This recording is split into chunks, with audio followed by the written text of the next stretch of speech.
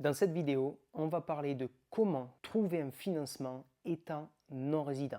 Que tu sois résident d'un pays de l'Union européenne, résident aux États-Unis ou partout dans le monde, tu as la même problématique. Si tu veux acheter un bien immobilier en France, tu te heurtes au financement.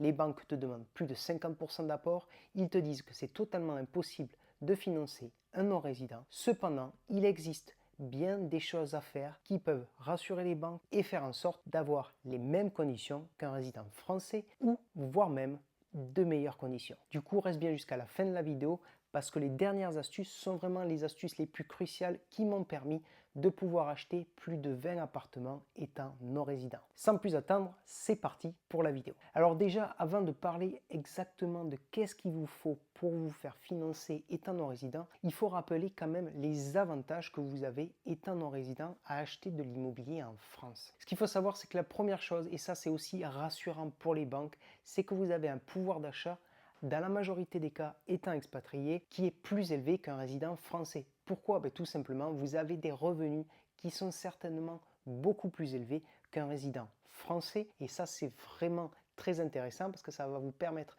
de pouvoir acheter un bien immobilier, mais de pouvoir aussi répéter les opérations si vous souhaitez grossir un patrimoine immobilier conséquent étant non résident. Et l'avantage suivant, c'est que bien évidemment, du fait d'avoir des revenus qui sont plus élevés qu'un résident français, vous allez avoir ce qu'on appelle un meilleur taux d'endettement. Forcément, si vous avez plus de revenus, vous allez pouvoir vous endetter plus. Pour petit rappel, le seuil du taux d'endettement en France actuellement déterminé par le Haut Conseil de stabilité est de 35%.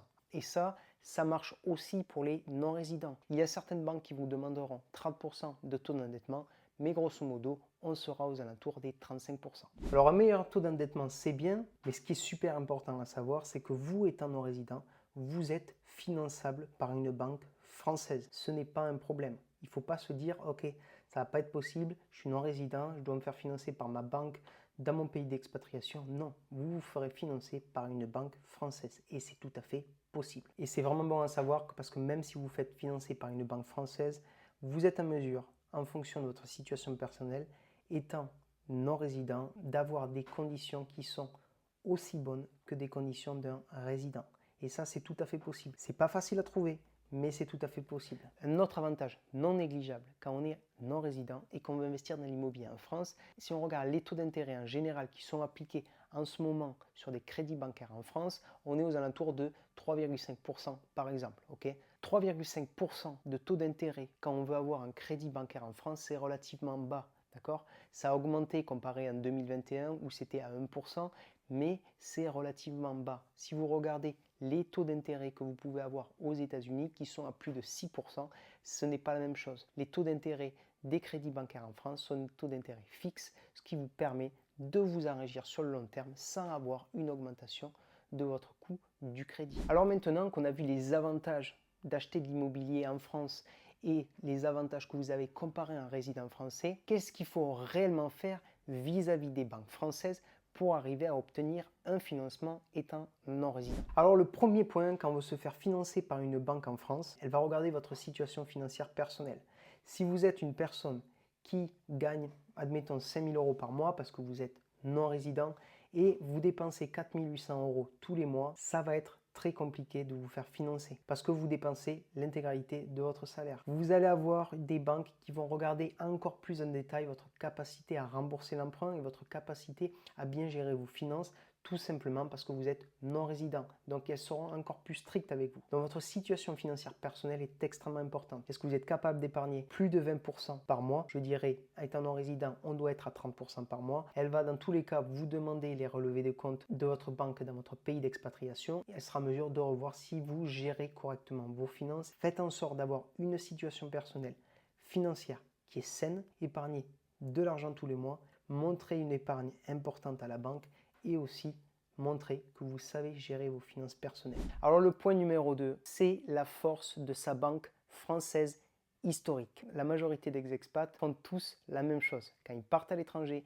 ou qu'ils sont restés à l'étranger depuis plusieurs années, ils décident de clôturer leur compte avec leur banque française. Pourquoi? Parce que tout simplement, ça va leur faire économiser un petit peu d'argent. D'accord, très bien, je comprends le principe. Mais si vous voulez acheter de l'immobilier en France, la force de votre banque historique, c'est super important. Pourquoi? Parce que cette banque historique, elle vous connaît. Elle vous a eu pendant plusieurs années en tant que client. Beaucoup de personnes également ont cette banque historique parce que c'était la banque historique de leurs parents ou de leurs grands-parents, peu importe. Mais vous avez une histoire avec cette banque. Elle vous connaît, elle connaît votre famille.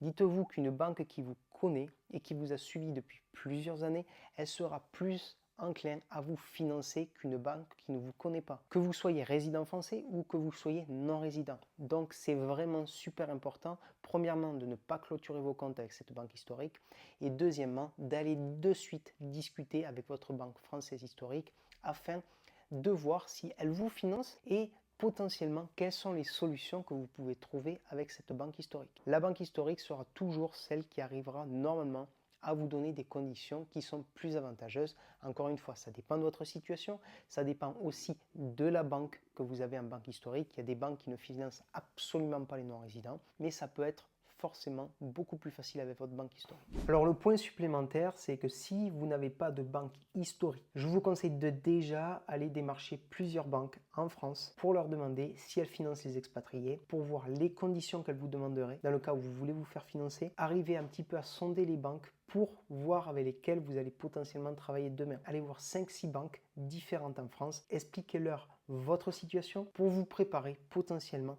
demain à avoir les meilleures conditions bancaires quand vous allez chercher à vous faire financer. Le point suivant, il faut en tant qu'expatrié avoir un dossier bancaire qui est préparé et qui est béton. Dites-vous une chose, c'est que votre banquier, il va avoir plus de difficultés à faire passer votre dossier. Pourquoi? Parce qu'il y a de nombreuses banques qui ne financent pas facilement les non-résidents parce qu'ils n'ont pas l'habitude de financer des non-résidents et ils ont plus de travail. C'est quoi un dossier bancaire béton? C'est tout simplement faire un résumé de votre situation, mettre tout votre patrimoine, mettre votre niveau d'épargne, combien vous avez d'épargne au total, expliquer le projet, expliquer pourquoi ce projet immobilier est un projet rentable, pourquoi il y a du potentiel sur ce projet immobilier, pourquoi la ville dans laquelle vous achetez votre bien immobilier, c'est une ville où il y a une demande locative qui est relativement forte, etc. Vous devez bâtir un dossier bancaire extrêmement solide qui va vous permettre de pouvoir convaincre votre banquier, mais surtout lui donner tous les documents qu'il a besoin en amont, qui n'est plus qu'à mettre dans son ordinateur les éléments importants